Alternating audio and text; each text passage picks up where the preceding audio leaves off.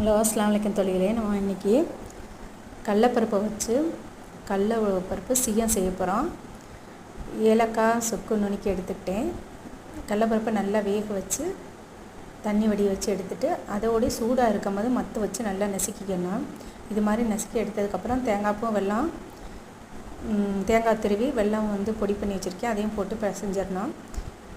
கொஞ்சமாக உப்பு சேர்த்துக்கணும். பிசைஞ்சு இப்போ உருண்டைகளை எடுத்து வச்சுட்டு எண்ணெயில் போட்டு வறுத்து எடுக்க போகிறோம்.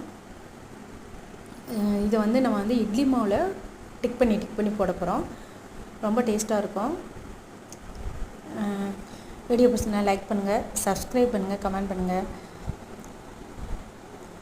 இது மாதிரி டிக் பண்ணி எண்ணெயில் போட்டு பொரித்து எடுத்துகிட்டு ஒரு சுவையான டேஸ்டியான சீயம் ரெடி. ட்ரை பண்ணி பாருங்கள், நீங்களும் ரொம்ப டேஸ்ட்டாக இருக்கும். அஸ்ஸலாமு அலைக்கும் தோழிகளே.